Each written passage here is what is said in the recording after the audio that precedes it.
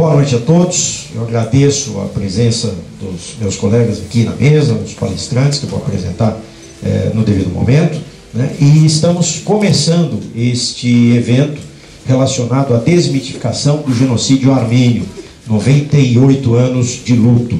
Esse tema foi pensado em uma realização conjunta com a Verena, né? Que está aqui presente, Verena Kirigian Bertalha. Ela foi minha aluna e eu tenho por hábito, até gosto de explicar essa questão logo no início, de manter um contato com alguns alunos, né? Preferencialmente uns bons. E obviamente que ela foi uma boa aluna, né? Já tem algum tempo que ela foi minha aluna, e eu sabia desta vinculação à causa do genocídio armênio, desse reconhecimento. E numa conversa rápida em julho, eu propus a ela, falei, se fizermos este evento em parceria com o jornal Estado de Direito, com quem eu já tenho programado alguns eventos, algumas palestras aí ao longo desse tempo, de 2 anos, 3 anos. E logo a Verena comprou a causa, falei na mesma data com a jornalista Carmela Lui, está aqui também no palco atrás da gente, e a Carmela encampou a causa imediatamente. Em uma questão aí de 2 dias nós fechamos o evento, foram contactados os colegas aqui à mesa, pela excelência, pelo conhecimento, domínio da causa, e daí em diante foi a preocupação mais na divulgação, na propagação da ideia desta causa. Também eu acredito aí que alguns vão conseguir enxergar com mais facilidade, né? Nós temos uma participação especialíssima, né, da artista Anaíde Kolanian, ela ainda não chegou, mas de qualquer forma ela se disponibilizou a produzir 3 telas, 3 painéis que estão postados exatamente aqui diante da mesa, né? E a ideia, já faço aqui uma rápida identificação, ela até me pediu que fizesse isso em seu nome, ela deve estar chegando, mas ela me pediu que fizesse essa rápida identificação. As 3 telas simbolizando as cores da bandeira armênia, né? São telas muito fortes, muito marcantes, e ela teve o dom, né, dentro da sua linguagem plástica, de identificar algumas cenas com muita força, mas tirando o aspecto da dor e destacando mais a questão do sentimento. Então, primeira tela relacionada a uma mãe que tem uma criança nos braços e algumas pessoas, né, simbolicamente ali crucificadas, que foi algo que se praticou, né, nesse genocídio armênio, crucificação. Esta tela mais ao meio aqui, né, é a tela do meio, também identificando aqui cenas de enforcamento, né, com todo um simbolismo, e a data de início, né, deste genocídio, 1915. E a terceira tela relacionada à cruz armênia, e com as pombas em volta, simbolizando a questão da paz. Este evento, ele tem por objetivo, óbvio, identificar a importância desta causa, desta questão, que vem sendo debatida mundialmente, na Europa, eu diria, com mais destaque, com mais ênfase, e destaco ainda a participação, né, do presidente da França, que vem se posicionando diretamente a favor deste reconhecimento, pressionando os órgãos governamentais relacionados a toda a Europa para que reconheçam a situação ocorrida a partir de 1915, e também uma outra menção mais específica relacionada ao Papa Francisco, o novo Papa, que numa recepção de uma comitiva religiosa armênia, teve a oportunidade de receber uma senhora, ela veio, se apresentou e falou, eu sou de origem armênia, minha família sofreu com o genocídio armênio lá em 1915. Quando ela já ia se retirando, o Papa segurou o braço dela, puxou e falou, o primeiro genocídio do século XX. Isso está disponibilizado na internet, tem vários vídeos, né? É muito significativo, né? É uma liderança mundial de grande relevância. Eu realmente não vou pretender desta vez aqui ficar me alongando, né? Acho que eu já fiz uma boa apresentação aqui, mas quero dizer apenas, né, que a ideia da realização desse tema e a colaboração que veio de diversas maneiras, eu até confesso, não deu nem para contar com todos os colaboradores, porque eles não pararam de surgir o tempo inteiro, diante da importância do tema, da relevância do tema. Então isso vai demandar até outras ações com total certeza. Mas a preocupação central é a questão da humanidade, o reconhecimento do ser humano como tal. Este é um dos temas relacionados a genocídio. Genocídios são praticados, são cometidos seguidamente na história da humanidade ao longo dos séculos. E é uma situação inadmissível, precisa cessar. Nós precisamos fazer com que estes genocídios se tornem verdadeiramente públicos, conhecidos, reconhecidos. Somente assim esta situação terá fim. Precisamos, então, conhecer as circunstâncias relacionadas a cada um desses genocídios e hoje o destaque específico fica por conta do genocídio armênio, ocorrido lá a partir de 1915, né, relacionado aí ao Império Otomano.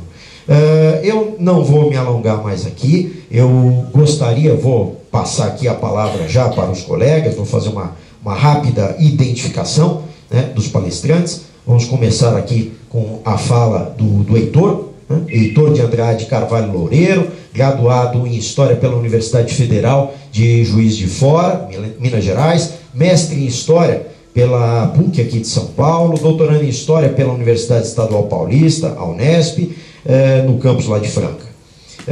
Eu peço desculpas aí aos colegas, né, para fazer só uma rápida menção. O currículo deles é bem mais extenso do que isso.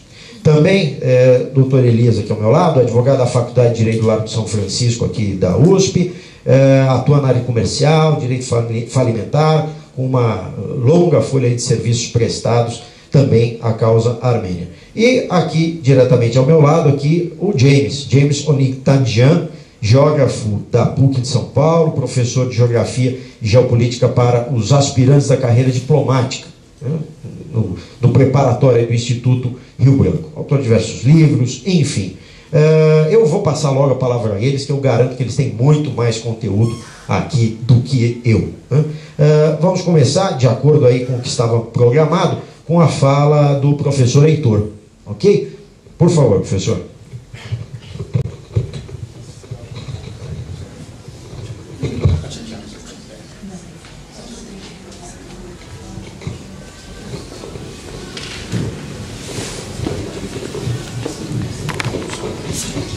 Boa tarde, boa noite já a todos e todas. Eu prefiro falar de pé, se vocês não se incomodarem, mesmo porque tem mais gente atrás, né? Fica mais fácil de todos me verem. O professor Elcio já me apresentou, eu sou o Heitor, eu sou historiador, então eu estou aqui para falar hoje para vocês do conceito histórico de genocídio e situar o genocídio armênio enquanto um fato histórico. Por que eu falo isso?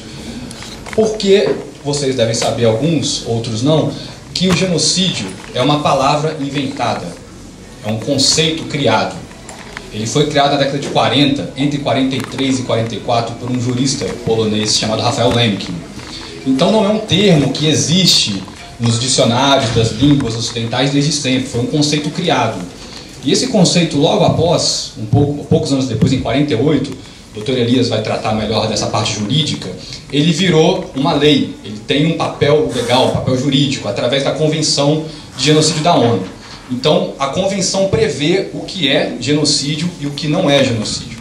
Então, o conceito de genocídio, ele tem um papel jurídico, ele tem uma faceta jurídica. Eu não vou tratar dessa faceta, eu vou tratar da faceta histórica desse conceito.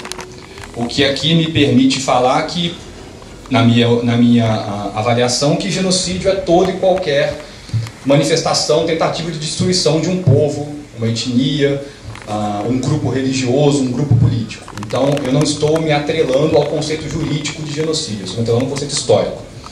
Faço essa ressalva no começo para eu poder falar de genocídio armênio com mais tranquilidade e de outros genocídios, se for o caso. Tá bom?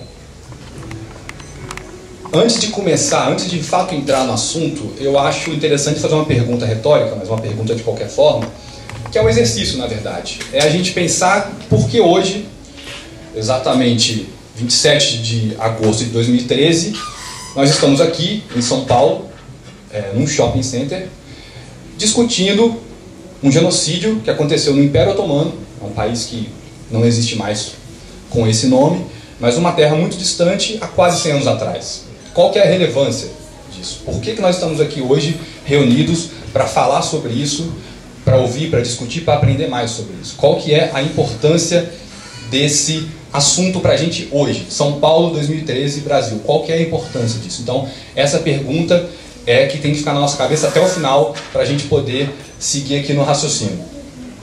Eu falo aqui provisoriamente, depois ao longo da minha fala eu vou explorar um pouco melhor isso, que a importância de discutir o genocídio armênio hoje é a importância que se tem de entender esse fato histórico como um modelo, como um paradigma. Ele inaugurou uma série de modelos que seriam usados em vários outros eventos, crimes contra a humanidade no século XX e XXI, infelizmente. Primeiro genocídio do século XX? Talvez sim, talvez não. Muitos historiadores acreditam que o primeiro genocídio do século XX tenha sido dos Hereros, um povo da Namíbia, cometido pelos alemães. Muitos outros falam que o genocídio armênio é o primeiro do século XX, porque é o primeiro que de fato é uma tentativa sistemática de extermínio de um povo com métodos mais aperfeiçoados, ou seja, fora do mundo colonial, porque o genocídio dos Hereros era uma tentativa colonial alemã na África. Para mim, não importa tanto se é o primeiro, se é o segundo, o que importa é entendê-lo na sua grandeza, né? Respeitando aí todos os outros crimes contra a humanidade, outros genocídios, outras catástrofes que aconteceram. Então, faço só essa ressalva aí, porque o historiador tem essa mania, né, de ser chato com os conceitos, com os termos, com as ressalvas. Para a gente não começar direto falando de como aconteceu o genocídio, enfim, de como as coisas se deram, vou fazer aqui um pano rápido da história da Armênia, ou da história dos armênios, melhor dizendo, para a gente poder situar, para quem não conhece, como que esse genocídio foi possível, como que foi possível uma configuração histórica, social, que permitisse o genocídio em 1915. Será que eu vou pegar?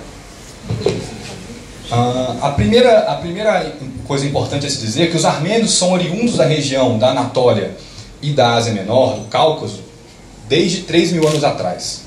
Os armênios são descendentes dos povos mesopotâmicos, que todo mundo estudou na escola em algum ponto aí da carreira. Por lá eles viveram, mas por muitos tempos, mas pouquíssimas vezes os armênios conseguiram ser de fato independentes. Por quê? É uma região estratégica. É a esquina do mundo, a região do Cáucaso, da Ásia Menor, da Anatólia, é uma região altamente estratégica. Então, por vários e vários anos e séculos, impérios e impérios foram se sucedendo no domínio daquela região e no domínio dos povos que lá estavam, assim como os armênios. Então, Império Persa, Império Romano, Império Bizantino, Império Árabe, até chegar o Império Seljúcida e o Império Otomano. Então os armênios tiveram poucas experiências de dependência plena, de uma nação, de um país, com seu próprio governante, que não tivesse que prestar contas a um monarca estrangeiro, né, um governante estrangeiro. Então isso é o primeiro ponto que tem que ficar claro. Os armênios são daquela região, mas sempre estiveram em condição de subjugo, né? Sempre tiveram outros povos dominando os armênios militarmente. Por volta do século XI, me permita eu também ficar pulando aqui séculos e séculos da história para não cansar ninguém com ano a ano na história da Armênia de 3.000 anos. No século XI, uma série de povos oriundos da Ásia Central, estou falando de Mongólia, Turcomenistão, aquela região lá dos Istão, da antiga União Soviética, alguns povos daquela região, oriundos dos mongóis, começaram a migrar em direção ao Ocidente. Ou seja, começaram a entrar na região do Oriente Médio, da Ásia Menor, da Anatólia, do Cáucaso. Começaram a vir rumo ao Ocidente, rumo ao Mediterrâneo. Por volta do século XIII, esses povos que vieram migrando, chamados de povos turânicos ou turcomanos, são os ancestrais dos turcos, né, dos povos turcos. Por volta do século XIII, uma série de dinastias desses povos foram sucedendo. No século XIII, a dinastia de Osman ganhou a preponderância entre as outras dinastias e unificou esses povos em torno de um império, o Império Otomano. O termo vem do nome do patriarca desse império, né, do chefe da tribo que unificou o império, que era Osman. Antes dele havia os seljúcidas, também turcos, um império famoso. Então, no século XIII, o Império Otomano foi criado. No último ano do século XIII, no penúltimo ano, 1299. Quando o Império Otomano foi criado, aí já os turcos já eram islamizados, né? Então já era um império islâmico, muçulmano. eles dominaram também todos os povos que ali estavam. Armênios, judeus, curdos, uma série de outras minorias, sazineses, frígios, enfim, uma série de grupos que viviam ali também foram dominados pelos otomanos. E a lei corânica, a lei do Islã, afirma que quando se domina uma etnia ou um povo monoteísta, eles têm direitos assegurados por serem monoteístas, os famosos povos dos livros, né? E os armênios eram monoteístas, eram cristãos, então eles tinham direitos dentro do Império Otomano. Eles viviam como minoria dentro do Império, né? O Império era regulado, era dominado pelos otomanos muçulmanos, pelo sultão e toda a sua estrutura burocrática e nobiliárquica, mas eles tinham, não vou dizer autonomia, mas tinham algumas liberdades se pagassem impostos. Por exemplo, eles não precisavam servir ao exército. Eles podiam pagar impostos e ficar livres do exército. Então, os cristãos viveram dentro do Império Otomano por muitos e muitos anos com uma certa tranquilidade, pagando os impostos, fazendo aquilo que Constantinopla, né, que é a sede do governo, mandava, tudo bem. Eles tinham esse direito assegurado pela lei do Corão. Acontece o seguinte, o Império Otomano se tornou um império gigantesco, um dos maiores impérios que o mundo já viu. Em algum momento, o Império Otomano ocupou uma grande parte do norte da África, uma grande parte da Ásia Central e Cáucaso, e chegou até Viena, capital da atual Áustria, quando o Papa foi lá pedir, pelo amor de Deus, para eles se retirarem da Europa, porque eles estavam prestes a ocupar a Europa, o coração da Europa, né? A Alemanha, Suíça e por aí vai. Então, foi um império muito grande, um império muito vasto, um império muito poderoso.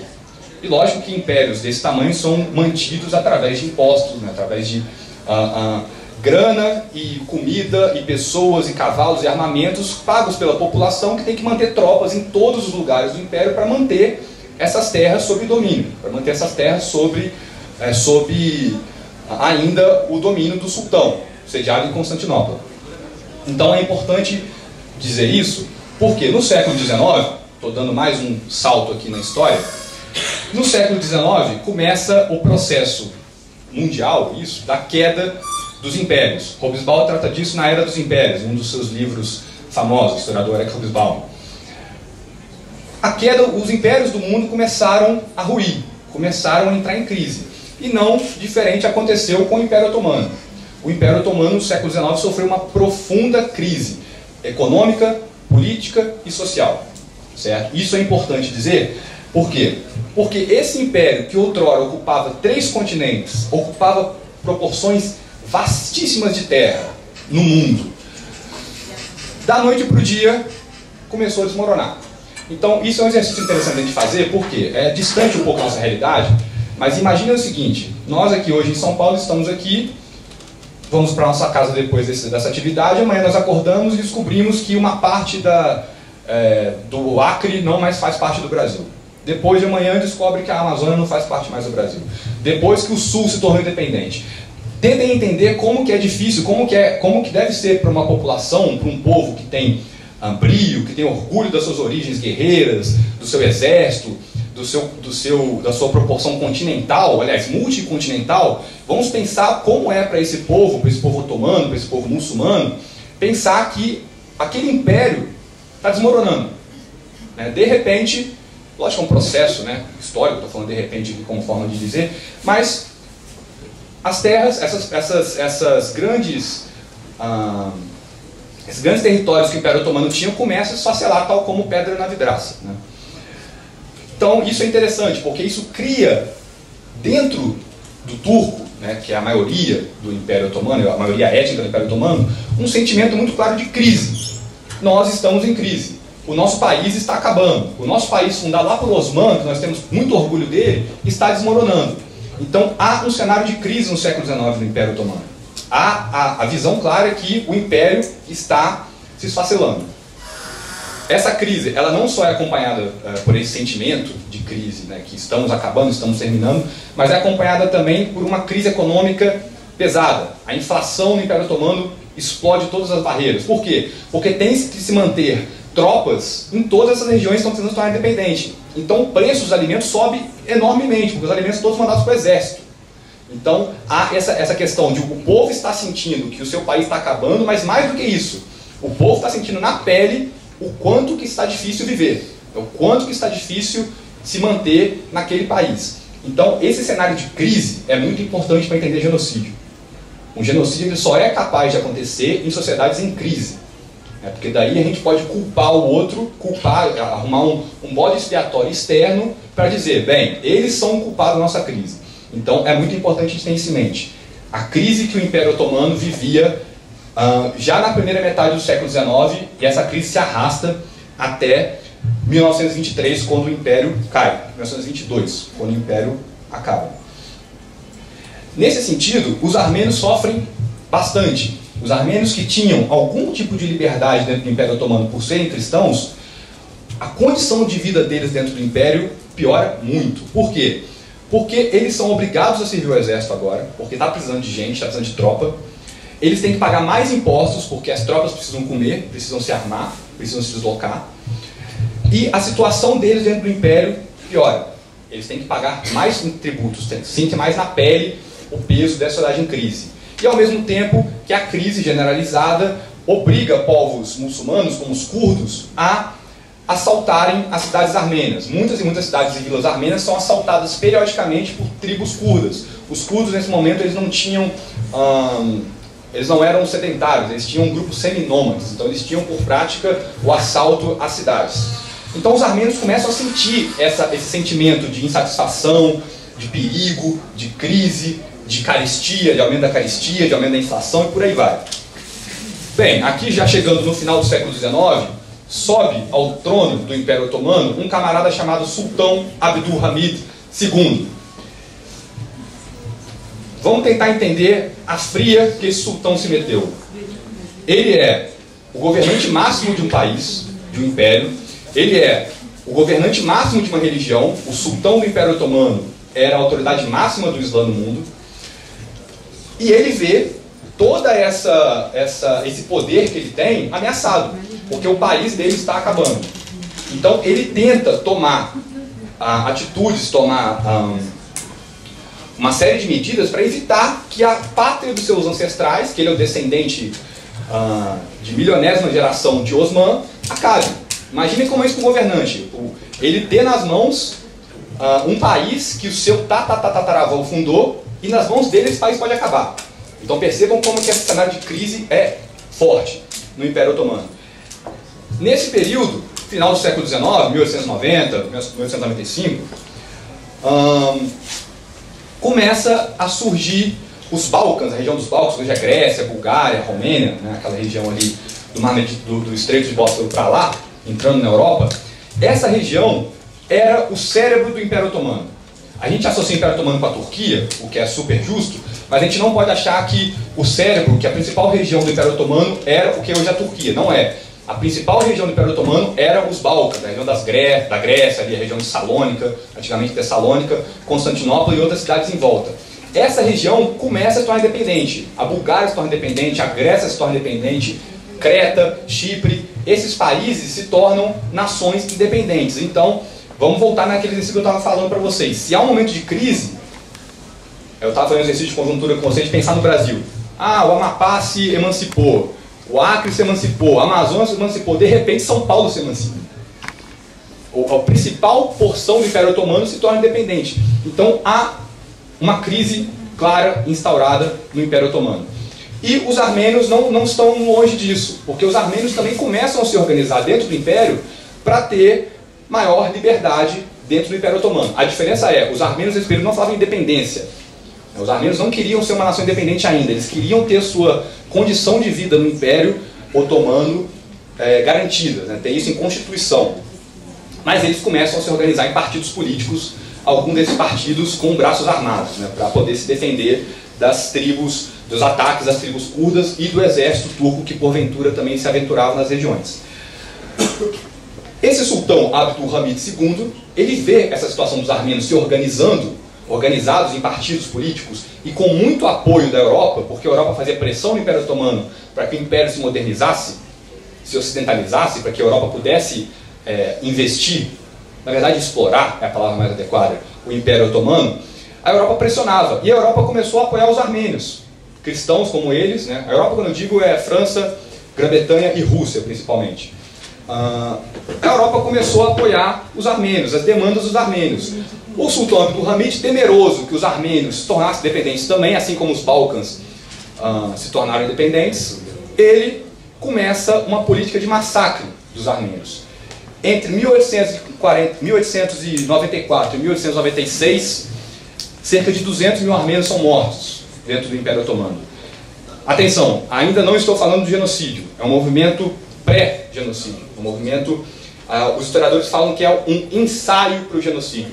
Abdulhamid estava testando os limites até onde ele poderia matar os armênios sem que ninguém fizesse nada. E nesse exercício ele matou 200 mil.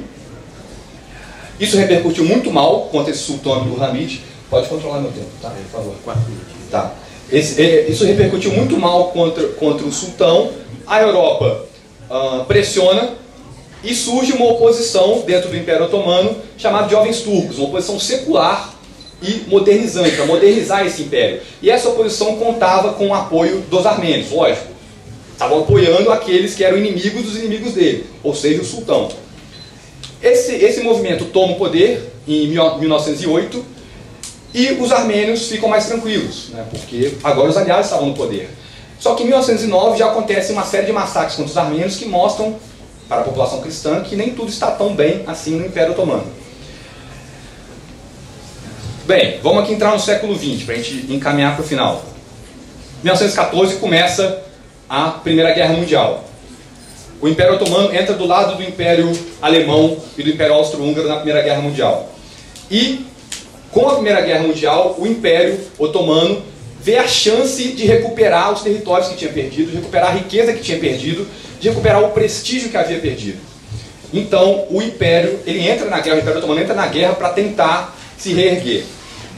E ele entra na guerra também para tentar resolver a questão armênia, porque os armênios eram tidos como os causadores da crise do Império. Os cristãos que estavam do lado dos russos, do lado dos alemães, do lado dos franceses, dos ingleses, contra o Império. E aí, de fato, começa o genocídio. Em 24 de abril de 1915, há uma ordem para prender os intelectuais armênios, intelectuais e autoridades armênias em Constantinopla. Cerca de 250 armênios são presos nessa cidade, 24 de abril de 1915, que é a data que normalmente se rememora o genocídio armênio. E aí, pano rápido, os armênios, para falar da prática do genocídio, como o genocídio aconteceu. Os homens armênios foram convocados para o exército, para servir o exército otomano, como se eles fossem lutar na guerra, só que não. Eles foram desarmados e mandados para campos de trabalhos forçados. Com isso a cidade ficou... as cidades ficaram desprotegidas, as cidades armênias ficaram desguarnecidas, só com mulheres e crianças. E aí a praxe deu da seguinte forma. Chegavam lá as tropas especiais do governo otomano para deportar essas mulheres e crianças. Falavam para essas mulheres e crianças que eles deveriam ser realocados para outras regiões, só que na verdade faziam colunas e colunas com milhares e milhares de pessoas, e elas iriam andando pelo deserto até morrerem de fome, sede e inanição, até que elas fossem mortas, ou quase todas as pessoas mortas. Então essa foi, só para encerrar, essa foi a prática do genocídio, como isso aconteceu. Não houve câmaras de gás, não houve uma tentativa, uma indústria da morte como houve na Segunda Guerra Mundial. Foi algo um pouco mais artesanal, por assim dizer, mas muito bem sistematizado, muito bem planejado, muito bem orquestrado pelo governo otomano. E tão bem orquestrado e planejado que foi negado. O genocídio o tempo todo ele foi pensado para ser negado. Você deixar os cristãos, os armênios principalmente, andar pelo deserto, era você fazer que eles morressem e você falar, não, eu não matei os armênios, eu não matei os cristãos, eles morreram. Mas eles morreram porque deixamos eles andando nos desertos sem comida, sem água, sem nenhum tipo de segurança. Então isso já foi uma forma de negar o genocídio. Eu teria mais alguns pontos para dizer aqui, mas eu vou passar a bola para os outros colegas. Depois, se houver perguntas, a gente pode conversar um pouco mais e também com o diálogo com os outros, para a gente não ficar muito tempo aqui só na parte da história, tá bom? Obrigado.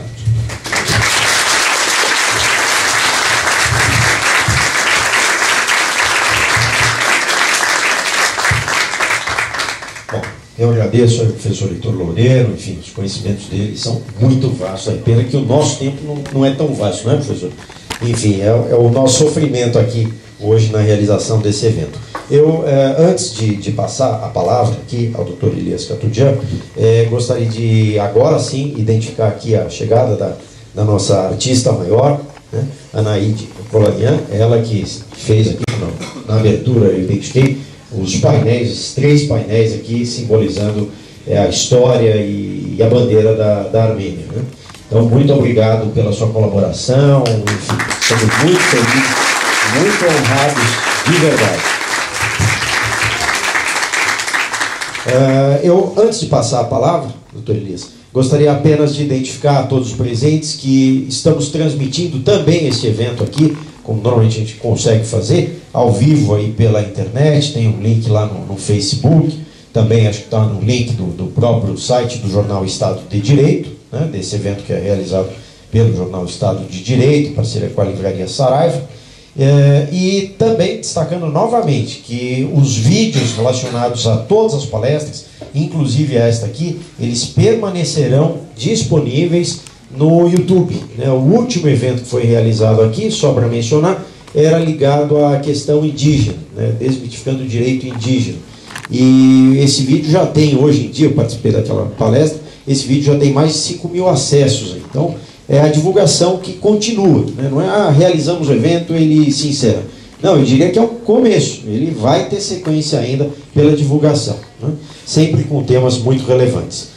Finalmente aqui, doutor Elias, por favor, muito obrigado aí pela sua participação. Boa noite a todos. Desculpem eu estar assim afônico, o resultado de uma forte gripe. Eu espero ser entendido, espero corresponder à expectativa, inclusive me fazendo entender, apesar dessa voz horrorosa. Agradeço imensamente a iniciativa do professor Dalário, o convite, me deixou muito honrado estar na companhia do professor Heitor, do companheiro de luta, o Nitanjan. Já desempenhamos grandes batalhas juntos em prol da causa armênia, na divulgação do genocídio. Realmente é dignificante estar aqui, na presença desse público maravilhoso. Sensibiliza muito ver todo esse pessoal aqui. Eu quero salientar desde logo que o enfoque da minha palestra será de caráter jurídico. Não fora eu advogado e necessariamente envolvido na necessidade de colocar as coisas sob esse prisma. E esse prisma é fundamental, porque eu não vou trazer argumentos, alegações, pretensões, aspirações, lágrimas de luto. Eu vou trazer simplesmente a palavra do Tribunal Permanente dos Povos. Eu vou trazer uma decisão judicial como a nossa bandeira daqui para frente. Nós não temos mais de estar implorando a compreensão dos povos do mundo todo. Nós queremos do mundo todo que atentem para a existência já de uma decisão. É curioso, fala-se, bom, os armênios, dizem os leigos, reclamam tanto, falam do genocídio, por que não vão ao Tribunal de Haia? Por que não procuram uma decisão internacional? E a ONU? Por que não procuram um foro especial? Mas como? Já existe isso. E é deplorável constatar que isso não é divulgado. Olha, eu vou me atrever até a dizer uma coisa aqui. A própria República da Armênia, quando resolveu firmar aqueles protocolos, aceitando novas análises, novas verificações para apurar a veracidade ou não da ocorrência do genocídio, o próprio governo armênio rasgou essa decisão judicial, ignorou. Isso não é admissível. Não for a diáspora colocar a boca no trombone e evitar que esses protocolos fossem adiante. Então nós teríamos o absurdo de ver a Armênia admitindo verificação por peritos, historiadores, quando tudo isso está aqui já. Eu quero dizer que o meu trabalho uma questão de justiça, é uma condensação do livreto maravilhoso denominado Veredito. Esse livreto não é obra de ficção. Ele contém a tradução dessa decisão judicial do Tribunal Permanente dos Povos. Foi brilhantemente traduzido pela culta armenóloga Socia Miragan, que, aliás, ficou de estar aqui hoje, me mandou um e-mail dizendo que iria distribuir. Ah, tá aí! Ô, Socia! Ah, desculpe, você chegou agora. Socia, você está aí com o material? Alguns exemplares para dar para as pessoas. Mais perto, né? Ô, Socia, aí está. Ela vai distribuir gratuitamente esse best-seller. Só que não é seller, porque como é gratuito, eu vou introduzir um neologismo em inglês. É o best given. Essa prova, né? Grande conhecedora de inglês, traduziu magnificamente. Não é uma criação, não é obra de ficção. É o inteiro teor do Veredito. Essa capa linda que vemos aqui. Então, feita essa justiça, Socia, louvando-me nesse trabalho, e eu tive a honra de participar um pouquinho, uma pitada da tradução do jargão jurídico, né? O jurídico que é isso, precisava de alguém que também traduzisse. E a sua irmã Sônia Miragan também cooperou. E antes de partir para aquela manifestação, para aquele pronunciamento que eu fiz na Assembleia Legislativa, dia 24 de abril, por ocasião da evocação do genocídio, eu gostaria de, pegando o gancho que o professor Heitor jogou, e realmente preparado já de antemão para isso, trazer a definição jurídica de genocídio. Porque fala-se tanto, e é preciso definir juridicamente. Se queremos saber o que é alguma coisa, o direito é que vai nos dar a resposta. Então, devo dizer que o artigo 19 da Convenção de Prevenção e Punição dos Crimes de Genocídio, em 1948, estabelece que o genocídio, não importa se cometido em tempo de paz ou em tempo de guerra, é um crime previsto em lei internacional, segundo a qual genocídio é definido como, atenção, aspas, isso é definitivo, quaisquer atos cometidos com a intenção de destruir, total ou parcialmente, um grupo nacional, étnico, racial ou religioso, inclusive pelo assassinato de seus membros, causando-lhe sérios danos físicos e mentais, infligindo deliberadamente a esse grupo condições de vida calculadas para provocar sua destruição física, total ou parcial, impondo medidas destinadas a impedir nascimentos dentro desse grupo e transferindo pela força crianças integrantes desse grupo para outro grupo. Por isso que a Turquia fez, o Império Otomano fez. Quem o diz não sou eu e nenhum de nós. Quem o diz é o Tribunal Permanente dos Povos. E quem o diz, e não é aceito pela Turquia, que se planta numa posição negacionista, absurda, inaceitável. E nós, então, iniciamos realmente aqui o nosso pronunciamento. O negacionismo da Turquia, de todo em todo injustificável e absurdo, com relação ao genocídio armênio, cujo reconhecimento é objeto de nossa luta pela causa armênia, leva a uma questão, cuja solução só pode ser encontrada no campo do direito e da justiça. Como sabemos, cabe à justiça declarar, em todo e qualquer processo, com qual parte litigante está a razão, depois de examinar a postulação do autor, a contestação da parte requerida, produção de provas, culminando com a aprovação de sentença, que é uma decisão judicial, que afinal, uma vez transitada em julgado, dirime as dúvidas e controvérsias, estabelecendo a certeza e a verdade sobre os fatos.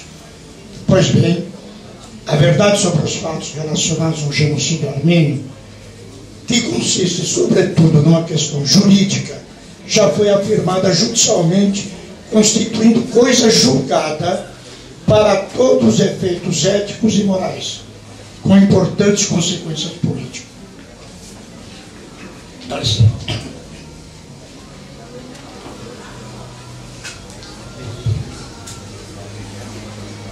Quem declarou foi nada menos que o soberano Tribunal Permanente dos Povos, em Paris, em abril de 1984, quando instado a responder às questões colocadas por várias e respeitáveis entidades internacionais, voltadas à defesa dos direitos humanos, nenhuma delas de origem armênia, ou ligada a entidades armênias. Portanto, acima de qualquer suspeita quanto à legitimidade e idoneidade dos formuladores das seguintes questões. Qualquer leigo pergunta para nós armênios, quem não é armênio, o que é genocídio? Por que genocídio? O que aconteceu ao final? Pois bem, várias entidades respeitabilíssimas da Europa e dos Estados Unidos, da Inglaterra, fizeram estas questões. Está confirmado que o povo armênio foi vítima de deportações, massacres e outras violências do Império Otomano? Como é que é? Vocês falam tanto?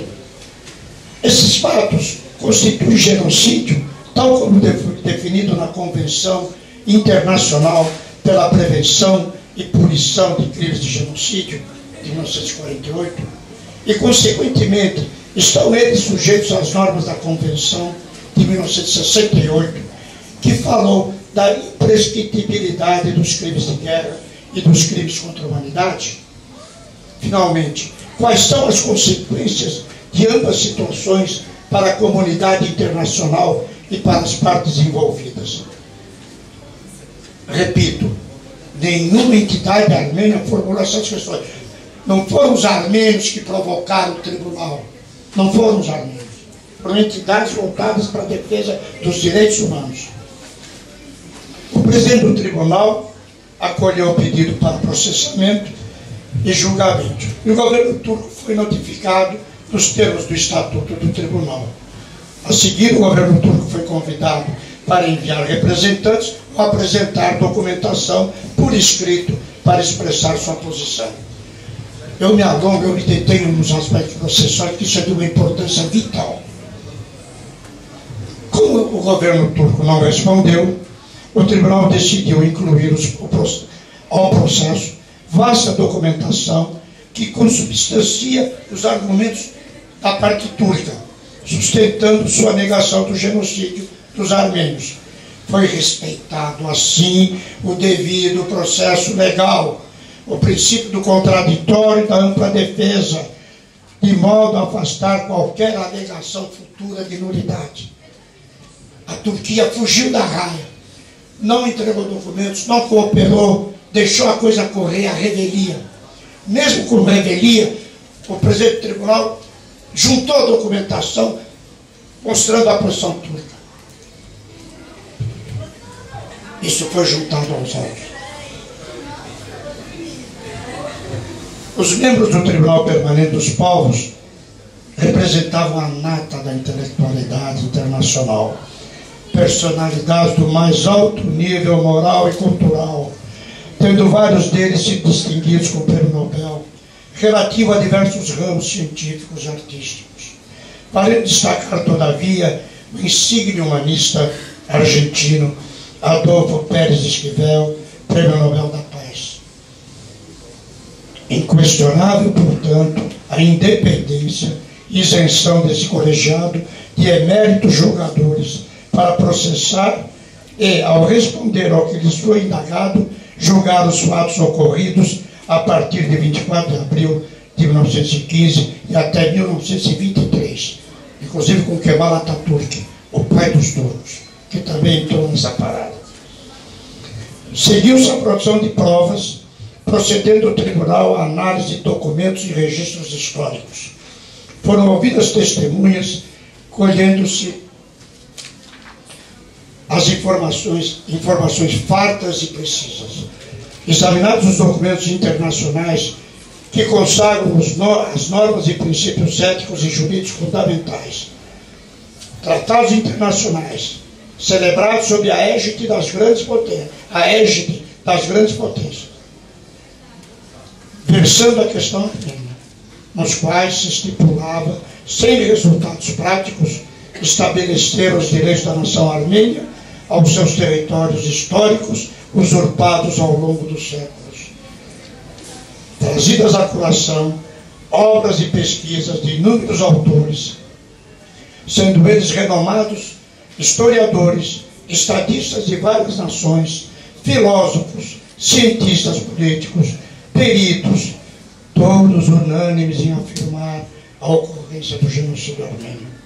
Ao fim e ao cabo, realizadas e analisadas todas as provas, com audiências públicas dos dias 13 e 14 de abril de 1984, na Sorbonne, em Paris, o Augusto Tribunal Permanente dos Povos proclamou, no dia 15 de abril de 1984, seu veredito, no sentido da confirmação da prática de genocídio pela Turquia, considerada esta o mesmo Estado antes denominado Império Otomano.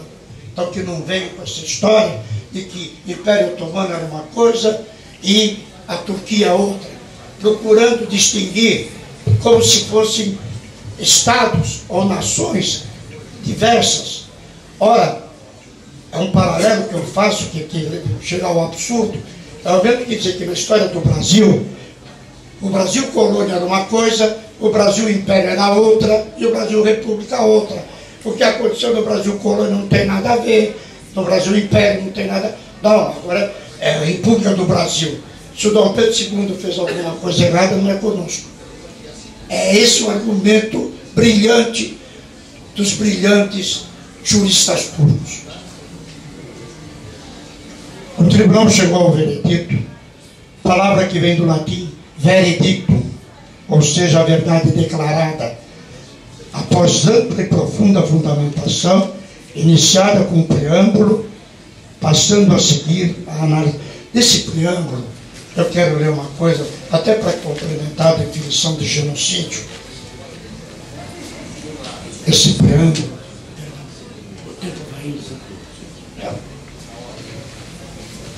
é preciso salientar isto, começa assim o veredito.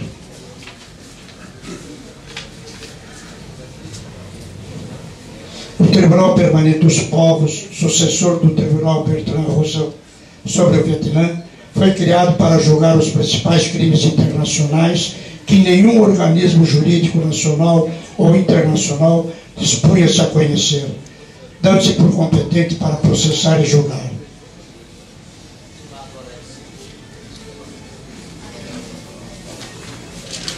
A pior violência que se comete contra o direito dos povos é o crime do genocídio. Nada é mais grave, do ponto de vista criminal, do que a política deliberada de um Estado em exterminar sistematicamente um povo, visando exclusivamente sua identidade étnica.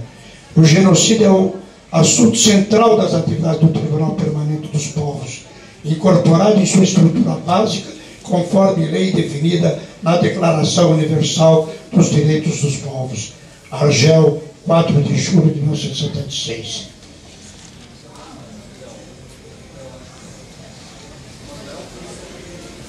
Então, o veredito, passando pela fundamentação, fazendo uma introdução histórica, como fez o professor Heitor aqui, falando do genocídio em si, das evidências, dos argumentos turcos, sobre os direitos do povo armênio, sobre a acusação de genocídio do povo armênio, as consequências do genocídio. Salientou no tribunal que o número de armênios que viviam no Império Otomano seria aproximadamente de 2 milhões de pessoas. E 2/3 dessa população foram exterminados pelos turcos, não restando qualquer dúvida quanto à intenção de exterminar a totalidade do povo armênio, ou seja, de praticar um genocídio. Mas o extermínio de todo um povo não pode ser feito inteiramente às escondidas e sem ser percebido por ninguém, eliminando testemunhas e provas concretas das barbaridades cometidas. E o genocídio armênio foi testemunhado e documentado por armênios sobreviventes e também por não armênios, não havendo como negá-lo. E assim chegamos à parte final dispositiva do veredito, não recorrido e, portanto, transitado em julgado. Esta é a sua lapidar íntegra para figurar nos anais da história da evolução dos direitos humanos. Aspas. Pelas razões expostas na sentença, chegamos à decisão. Em resposta às questões que lhe foram colocadas, este tribunal, neste ato, decide que a população armênia constitui um povo cujos direitos fundamentais, tanto os individuais como os coletivos, deveriam ter sido e deverão ser respeitados em conformidade com o direito internacional. O extermínio de grupos de população armênia, através de deportação e massacres, constitui um crime de genocídio não sujeito a limitações estatutárias, como consta da definição da Convenção sobre Prevenção e Punição do Crime de Genocídio de 9 de dezembro de 41. No que se refere à condenação desse crime, a convenção acima citada é declaratória de lei vigente, na qual se destacam normas já aplicáveis à época dos atos incriminados. O governo dos jovens turcos é culpado desse genocídio. O governo dos jovens turcos é culpado desse genocídio, tendo em vista os atos perpetrados entre 1915 e 1917. O genocídio armênio é também um crime internacional, pelo que o Estado turco deve assumir a responsabilidade, sem usar o pretexto de qualquer descontinuidade da existência do Estado para esquivar-se de tal responsabilidade. Tal responsabilidade implica, primeiramente e sobretudo, na obrigação de reconhecer oficialmente a realidade desse genocídio e os consequentes danos sofridos pelo povo armênio. A Organização das Nações Unidas e cada um dos seus membros tem o direito de exigir esse reconhecimento e ajudar o povo armênio para a consecução de seu objetivo. Ainda em passagem final de sua fundamentação, temos essa magnífica proclamação. O tribunal sustenta que uma das mais sérias consequências e um dos mais perturbadores efeitos de genocídio, acima e além dos erros irreparáveis infligidos às suas vítimas imediatas, é a degradação e perversão da humanidade como um todo. Portanto, a causa armênia é a causa da humanidade. É isso, gente.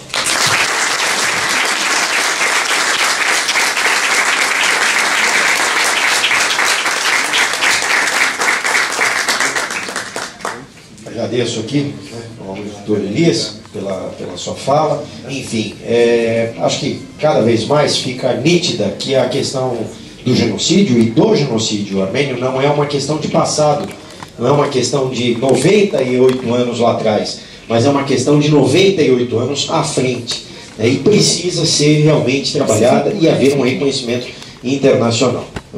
Eu passo logo aqui a palavra ao professor James Onigtandja, para que venha a dar suas colaborações aqui com excelência igualmente. Muito obrigado, presidente, professor. Obrigado, professor Elcio.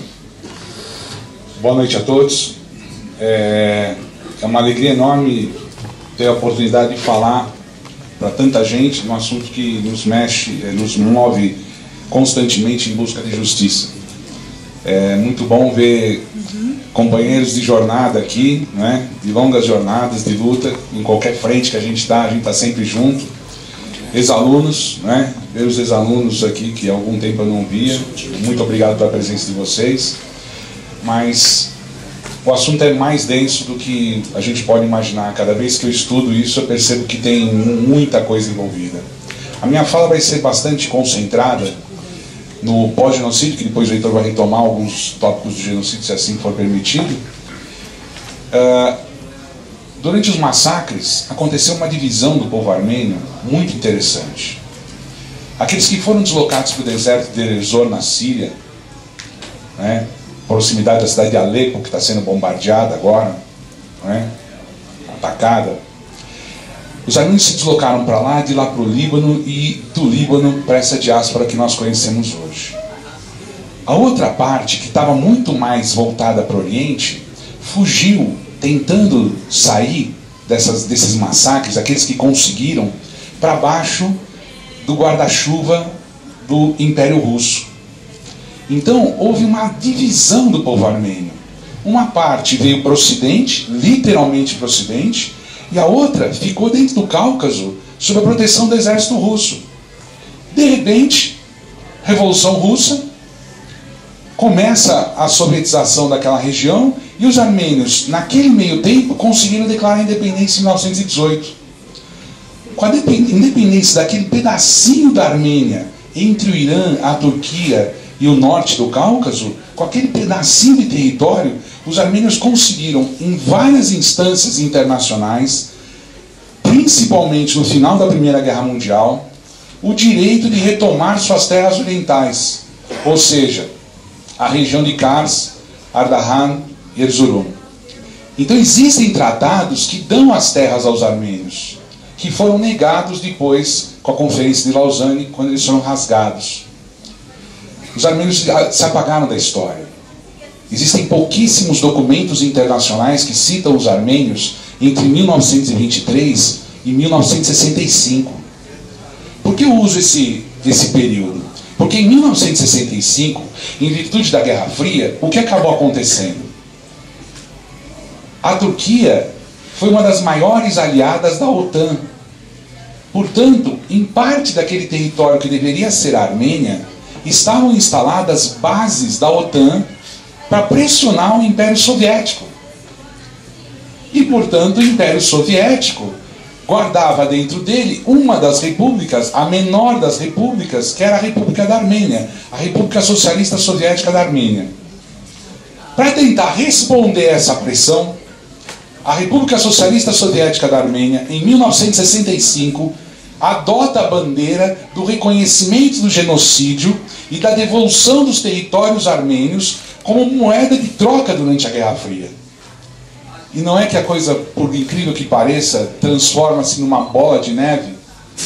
E a diáspora, por exemplo, no caso, me permita um caso particular, eu sou neto de armênios que ficaram órfãos do genocídio.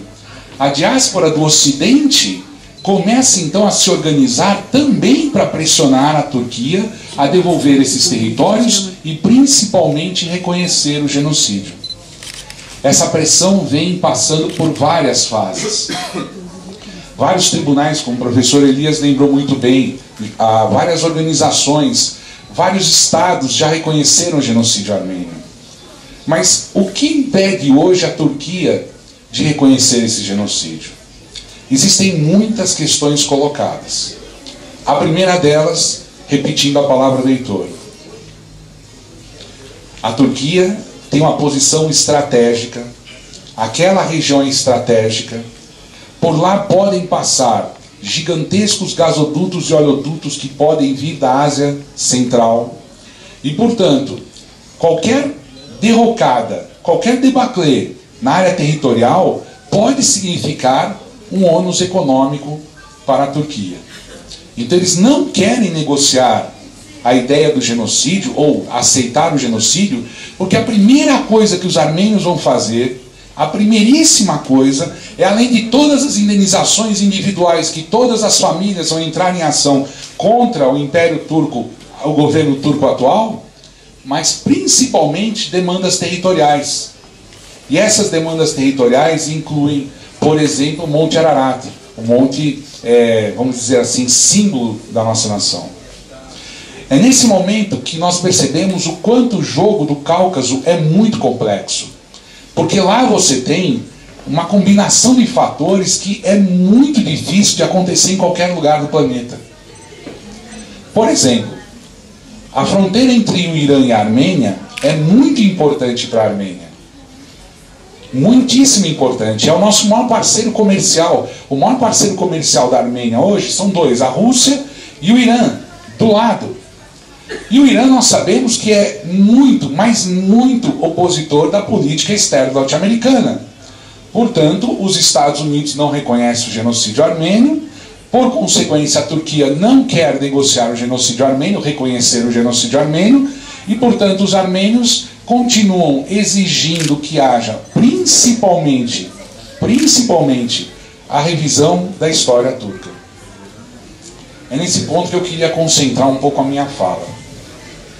Caso a Turquia abra qualquer possibilidade de se fazer o reconhecimento do genocídio, eles vão necessitar fazer a revisão da sua própria história. A revisão da própria história turca envolve uma situação bastante limite do ponto de vista sociológico. Saber que avós e bisavós foram algozes de crianças indefesas. Levar eles a uma reflexão interna. Levar eles a uma releitura da sua própria história. E mesmo que estivessem cumprindo questões militares, milhões de pessoas morreram. 1,5 milhão de armênios morreram entre 1915 e 1923. Depois a Verena vai distribuir para vocês um pequeno panfleto que a gente fez, contando um pouco as memórias do Morgenthau, que foi embaixador dos Estados Unidos no Império Turco-Otomano. É um livro que foi traduzido recentemente para o português. E quando se fala em reconhecimento hoje, as demandas são tão grandes, mas tão grandes, que acontecem coisas incríveis. Vou contar uma coisa para vocês. Em alguns vilaetes, quando foi tirada a população armênia, algumas moças entre 14 e 15 anos foram raptadas pelos turcos. Muitas delas foram turquificadas, adotaram o islamismo, mas guardaram o segredo de serem armênias e passavam esse segredo de filha para filha. Hoje existem na Turquia os chamados cripto-armênios, pessoas que esconderam sua identidade armênia, pessoas que deixaram a identidade armênia submergir para poder sobreviver. E pouco a pouco elas vêm aparecendo. Ou seja, o crime de genocídio é um crime de opressão psicológica que vem até hoje, atingindo milhares de pessoas hoje dentro da Turquia. Nós não estamos falando somente de um fato histórico, estamos falando de pessoas que hoje são ameaçadas por adquirir sua identidade armênia. Muitas delas, os cripto-armênios, estão se organizando e pouco a pouco aparecem perante a história como um marco muito importante nessa luta. Um outro fator importante também para destacar é que o governo turco tem dispositivos constitucionais que não permitem ofender a moral e a história turca. Artigos da Constituição que podem punir qualquer pessoa que vá contra a história oficial do governo turco. Todos vocês, ou muitos de vocês, já devem ter ouvido falar no Prêmio Nobel de Literatura, Orhan Pamuk. Pamuk é autor de vários livros que faz uma viagem por dentro da psique da cultura turca. Pamuk foi ameaçado pelos radicais turcos, se pusesse os pés na Turquia, ficou anos nos Estados Unidos lecionando, porque ele tinha citado num dos seus livros que a Turquia tinha que rever a sua história, porque a Turquia executou 1,5 milhão de armênios. Um fato que foi marcante, para provar a vocês como isso é simbólico dentro desse imbróglio que é o genocídio armênio. Alguns anos atrás, um jornalista armênio de Istambul, da pequena comunidade que restou em Istambul, Hrant Dink, foi assassinado na porta do jornal Agos por um militante radical turco, porque defendeu publicamente que a Turquia precisa rever a sua história.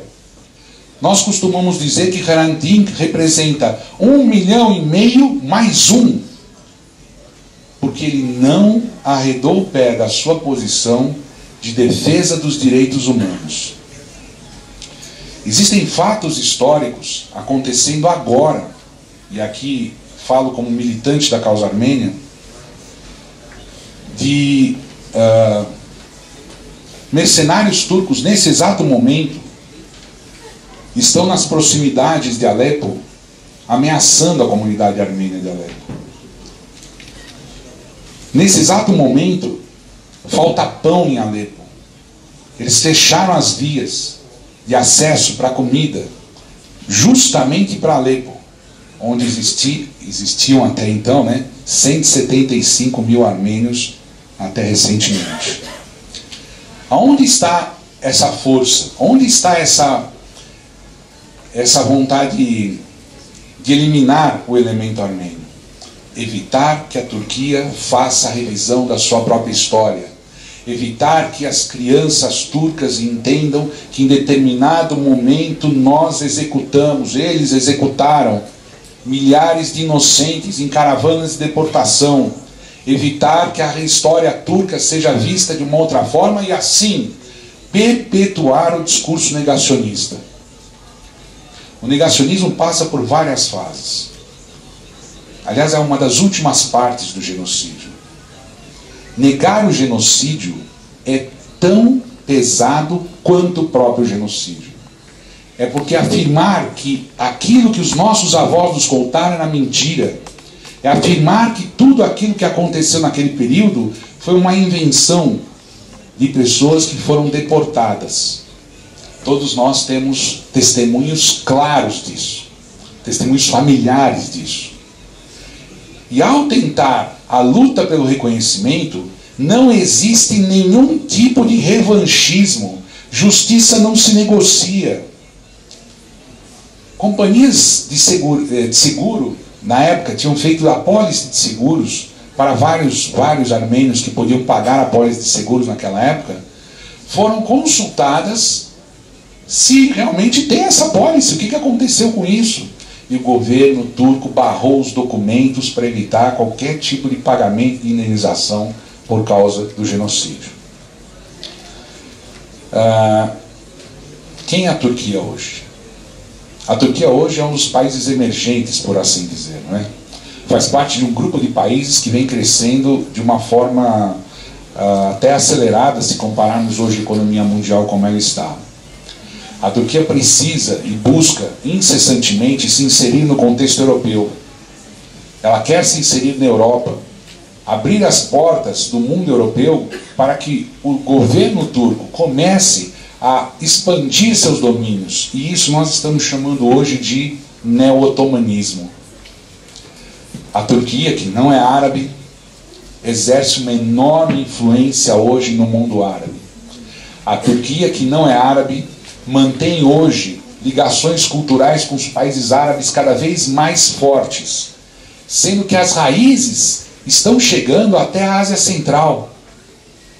E existe ainda uma outra demanda que eu queria usar como final dessa minha fala. É muito importante para a Turquia continuar negando o genocídio, porque existe uma pendenga entre a Armênia hoje e o Azerbaijão, um estado, vamos dizer assim, aliado da Turquia. Entre a Armênia e o Azerbaijão existe um território chamado Nagorno-Karabakh, um território armênio, historicamente armênio, onde em 1988, na fase final da União Soviética, os armênios de Karabakh optaram por autodeterminação, usando um dispositivo constitucional que existia na Constituição Soviética. Qual foi a primeira coisa que aconteceu? O exército azerbaijano, sob bandeira soviética, invadiu Nagorno-Karabakh e tentou massacrar os armênios. 1988. A pressão para que o reconhecimento aconteça é muito importante. A pressão para que o reconhecimento aconteça é fundamental. Porque só assim os democratas turcos que existem sim, só assim os progressistas turcos que existem sim, vão poder fazer da Turquia uma verdadeira democracia e poder transformar aquela região numa região mais pacífica.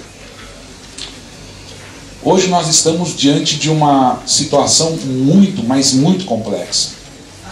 Estamos chegando próximo ao centenário do reconhecimento do genocídio, ou melhor, do genocídio. Oportunidade histórica para que isso aconteça, para que realmente a Turquia faça as pazes com o seu passado, mas principalmente, para que a releitura do genocídio armênio seja feita na perspectiva dos direitos humanos. Para que todos possam entender a gravidade que foi, e justamente no momento onde documentar os fatos era uma coisa rara. Era muito difícil. Para complementar a fala, por onde existiam os grandes vilaetes armênios, era um dos trechos da ferrovia Berlim-Bagdá. Quando a Alemanha vinha construindo a ferrovia Berlim-Bagdá, ela cruzaria toda aquela região da Armênia.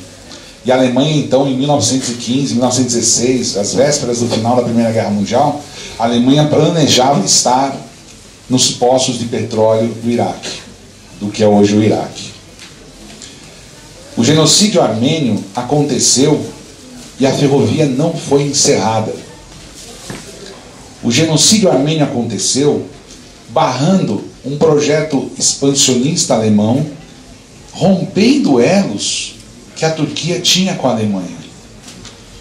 Ou seja, evitar que os armênios tivessem sua autonomia, evitar que os armênios fossem mais uma página retirada da história deles, do domínio deles, fez com que a Turquia cometesse um dos maiores crimes que a humanidade já presenciou. E eu digo que é um dos maiores crimes justamente porque eles negam. E o ato de negar é tão criminoso quanto o próprio genocídio.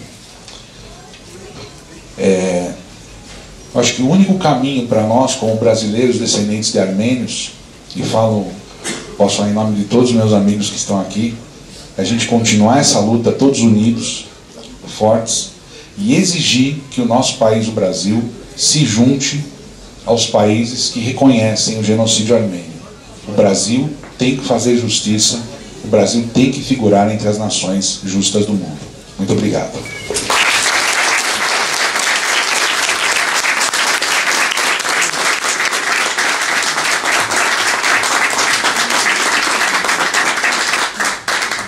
Bom, eu gostaria de passar aqui a palavra. Garçom, fala aqui, por favor. Uhum.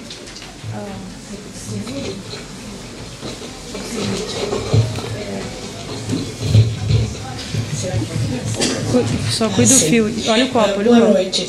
A respeito desse livreto, Veredito, em O Crime do Silêncio, que é justamente o que você falou, né?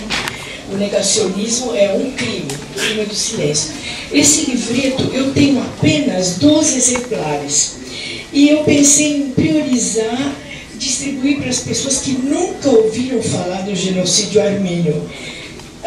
E eu vou pedir, então, a seleção. Mas eu quero também acrescentar que quem quiser pesquisar sobre o assunto do nosso genocídio, vocês podem ir até a Faculdade de Direito de São Francisco, na biblioteca, onde o professor Dalmo Dallari, muito gentilmente, tem alguns exemplares nossos para a leitura dos estudantes e advogados de direito. Então, eu vou entregar para vocês, né? Eu quero dizer que o professor Dalmo Dallari também abraçou nossa causa e ele escreveu uma carta para os armênios que eu tive a alegria de levar para a Armênia durante uma exposição dos armênios do Brasil, dos imigrantes armênios no Brasil. Nós fizemos há 2 anos atrás uma exposição na Armênia e levamos a carta de Dalmo Dallari dirigindo-se aos armênios como povo e como compartilhando as nossas dores. Ele abraçou nossa causa e durante uma palestra, até o professor Onik estava comigo, nós lemos essa carta do professor Dalmo Dallari para os armênios. Então era isso que eu queria passar para vocês. Eu não tenho, por favor, são apenas 2 exemplares.